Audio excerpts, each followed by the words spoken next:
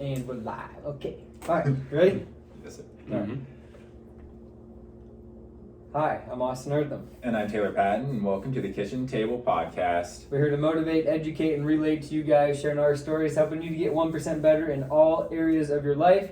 Welcome to the 1440 episode on this fine Thursday morning, afternoon, or night, whenever you are listening. Yes. We got one of my friends, Ryan, here. I met him last year and learned we were pretty similar people. Happy to have him. He's going to share a little bit more about how he is relentless and how he's used that to help him to get 1% better in his life. Ryan, thanks for being on the podcast. Thank you. Oh, absolutely. I'd say we're pretty similar, except I'm a little bit better looking. So Yeah, and he's 6'5"-ish, and I'm just 5'10". A little taller. But anyways, he's probably better at science. He taught science with me. Anyways, you share your story a little bit. 30-second intro, who you are, Where you came from. what you're doing right now, all that good stuff. absolutely. So originally from North Dakota, I went to North Dakota State, got my degree in biology education. Go Bison. And once I got that degree, I decided I was going to go into teaching. At one point, I thought I'd maybe go somewhere in healthcare. I taught a year in Fargo, North Dakota, came down here to West Des Moines to live closer to my girlfriend, who's now my wife. Awesome. And yeah, I taught in West Des Moines for a year, and now I'm currently at Des Moines University pursuing my Doctor of Physical Therapy. Nice. And you also run a podcast. I also run a podcast, yeah, the Prairie Track and Field Podcast. Listen to it if you like North Dakota track and field. Awesome. And I'm also, the reason I'm on the podcast is you and I are similar in the fact that we're both pursuing big athletic goals. Yes. So let's talk about that a little bit. Obviously, you said you're in track at North Dakota State. What are your goals, short term and long term, in terms of the track and field world? So right now, short-term goals, got a few meets hoping to come up and compete in before Christmas break, maybe get one in, then a few in the spring. But ultimately, the big goal is to make the U.S. Championships. There's an indoor U.S. Championships this year, finally, after a couple of years of canceled ones. And then hopefully get to the U.S. Outdoor Championships, where there's a bid for the World Championships. And what events do you do in track and field? I do the decathlon, so I actually do most of the events. Yes. 10 of them, to be exact. Yes. All right, so I know about your training and stuff, but the rest of the world doesn't. Living in Iowa, it's not a very nice winter. So how does that affect you said you have a couple meets you want to have here during the winter. How does that affect your training? How can you put relentlessness into your life, into practice? Man, so at one point in my life, I wasn't that relentless, and I think as you get older, you realize time is of the essence, and For sure. and you definitely realize that you need to be relentless if you're going to meet those goals. Because if you aren't willing to put everything into it, and you only have this window, and you see it narrowing, like I probably got this season left, and then you realize, well, did I just do it all in vain? Did I waste it? But some things that I'm going to do is very similar to what you're doing. I got to train outside. It's cold, but if you want it bad enough, you've got to make things work. And we've talked about some really interesting ways to train for the decathlon outside. You actually proposed the idea of long jump when the pits are covered up. I should get a kiddie pool from Walmart, fill it with sand, and use that as a long jump pit. But I haven't done that idea yet. But it's really just getting out the door every single day and putting in the work. Yeah, so I remember last year, and I'd call Ryan up last year and be like, hey, I got to shovel 12 inches of snow. Can you help me for an hour? And you'd always come out, we'd shovel the snow in 10 degrees. And this year we talked about making like a track in the stadium so that you can run on something that you won't slip on. So I know that a little bit different in the Midwest training than California or Florida or somewhere like that. Have you had any setbacks in training or in college? Have you had any injuries that you've had to overcome to be ready for the season or for the next season?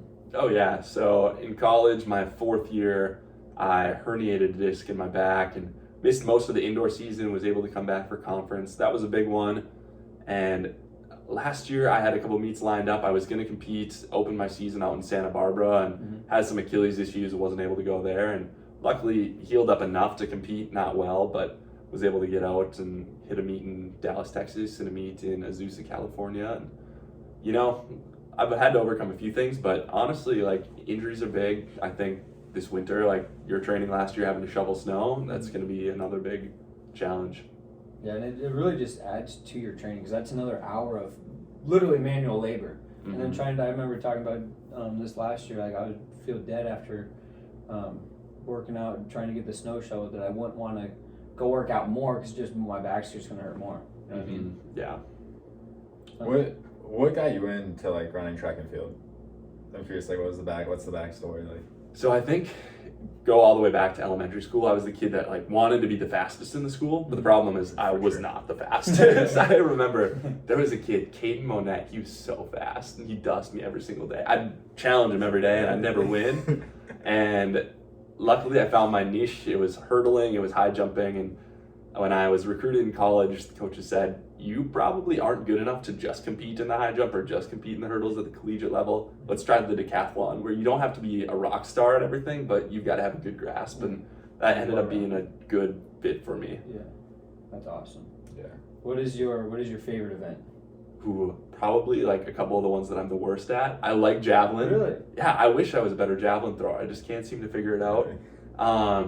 Pole vault's really fun, and I've gotten a good grasp on that one, and I love pole vaulting. Anytime you can just get into a pit, it's so different than the other events. You're not throwing, you're not running in a straight line. You're taking a pole, sprinting down, planting it, jumping in the air, turning upside down, making it over the bar. It's a pretty wild experience. Yeah, it's definitely a different type of athlete, definitely a skill, not just throwing stuff around, obviously. For everyone that doesn't know what like a decathlon is, and this is more for me because I don't know it really either. Yeah. Do you do all these events like all in a row? Like you just go from 1 to 1 to 1, or is it like set up in times? Like you have certain times in between? So they split it up so you do 5 events on the first day and 5 events on the second day. And at the conclusion of one event, you get, depending on the meet, how big of a meet it is, 30 to 35, 40 minutes in between events. And some of the events take longer. Pole vaults, you can have guys that come in at 8 feet, you can guys that come in at 16 feet. So I've been in meets where pole vault's gotten done in an hour. I've been in meets where pole vault's gotten done in 3.5 hours. And so you can spend, honestly, your whole day at the track. Start at 10, leave at 10. So what do you do when it's a day that it's 3.5 hours? Because you got other events to go, and you're tired. So how do you keep going, I guess, mentally more than physically? Yeah, it's a mental game for sure, because when you're sitting there, you have so much time to think. And you think about your score, what you did in the previous event. You really just have to keep looking forward. If you look back, you're not setting yourself up for a great event that's coming up. You're dwelling on the past event, and that's the hard thing about the decathlon. You can be an incredible athlete, but if you don't have the mental fortitude, and that's something I've definitely had to work on over the years, learning how do you handle those downtimes. What do you do if you have just a terrible event? Like, can you respond and come back? And it's tough, but you have to be, like we've been talking about, relentless. Yeah. Right. What's one thing that like, so like you get in the gutter, like you, and that, like, what's the one thing that like kind of like gets you out of it, like that snaps you out of it, snaps you back into like balance? You just like have to really think positively. You got to positive self-talk. You got to tell yourself, I'm about to hit a huge jump on this next one. You know, if you have bad long jump, and I'm a bad long jumper, so most of the time I leave the long jump hit, I go to the shot put, and I'm thinking to myself, I'm just going to put a bomb out there. And I'm just trying to visualize, how is this throw going to look? How is it going to feel? What positions am I going to hit? And you just kind of have to really keep looking forward to the next event. I think that's one really nice thing about like the decathlon. Just because one event's bad, all right, that's not my best event, I can move forward. I can get better in the next one, right? Like you have something else to look forward to. Yeah. I mean, think about kicking. Like if you go out and you miss a kick, you might not get another kick the rest of the game, just depending on how the game goes. But decathlon, you know, okay, this event didn't go well, I've got 8 left, or I've got 3 left, or even the last event is the 1500. This last year, I was in Azusa, California. Terrible first meet. It had some highlights, but it came down to the 1500. Hadn't had a single personal best in any event, not a single PB.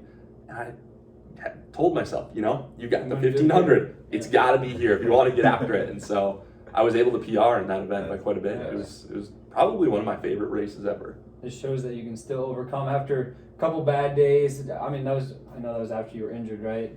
So obviously coming back, you're not feeling your best. You're thinking, oh, I'm wasting my time out here. And then instead of just being in the dumpster for the last event, flip a switch. Hey, I'm going to do my best here. And then it shows that's awesome to hear. I think you got to remember like the little wins too. Like I got done with that and I was so pumped that I called my coach and I was like, I just ran 4:38 in 15. She was like, really? That's awesome. And it's always finding those little wins. And if you're in the gutter, remember a time when I balled out and like hit that mark or kicked that field goal or made that game-winning shot. That's how you pull yourself out of those holes.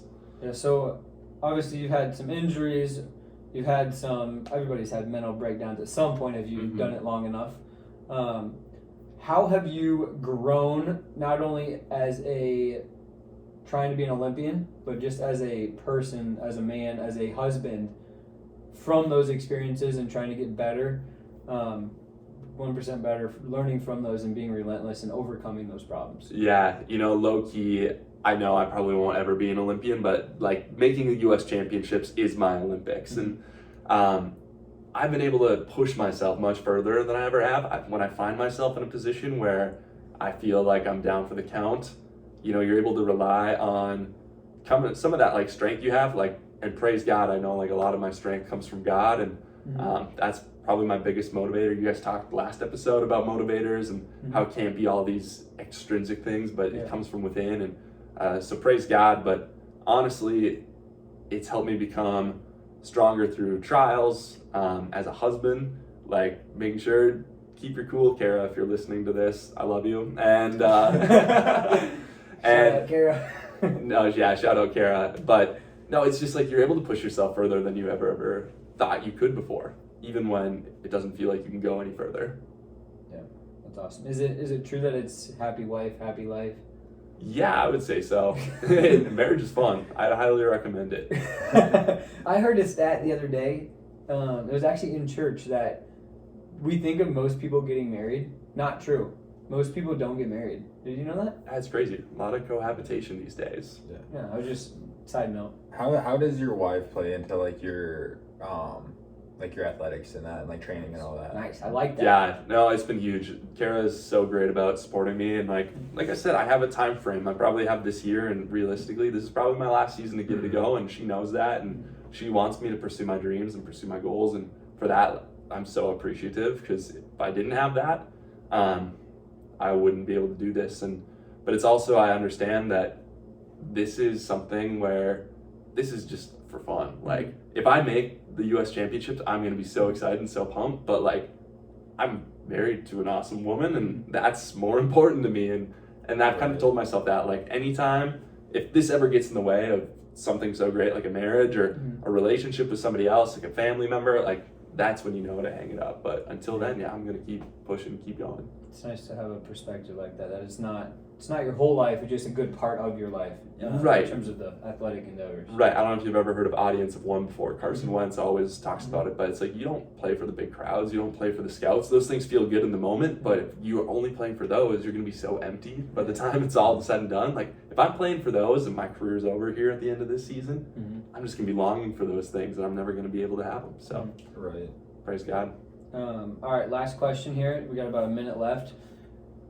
Synonym for the word relentless. Ooh. A sentence, a word. Sisu. When you hear the word relentless, what do you think of? Sisu. Finish. Okay? It's a lifestyle. It's not really a word. It translates best into grit, but it's something that the Finns embrace, especially during the cold winters. And one of the clubs I compete for is Ragnarok Athletic Club, and that's one of our mottos, Sisu. And so, when you're going to go out in the cold weather, you can complain about it, or you could just embrace it. You can just have the grit and the determination, and that's what I think of when I think of relentless. But an American word, probably grit. Determination.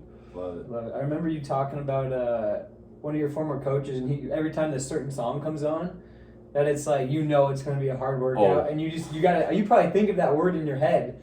You got to get out of the gutter first of all and think, I don't want to do this, and then you're probably like, boom. Warriors Called by Volbeat will give me nightmares the rest of my life.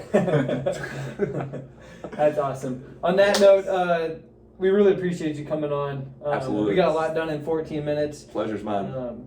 Definitely going to have you on again and talk more about your story, and I think you gave a lot of value to the listeners, so appreciate you being here today. Hey, appreciate those listening to the podcast. Shout out to the Kitchen Table, shout out to the Prairie Track and Field podcast too. That's right. We'll link our socials and Ryan's down below. Thanks for coming.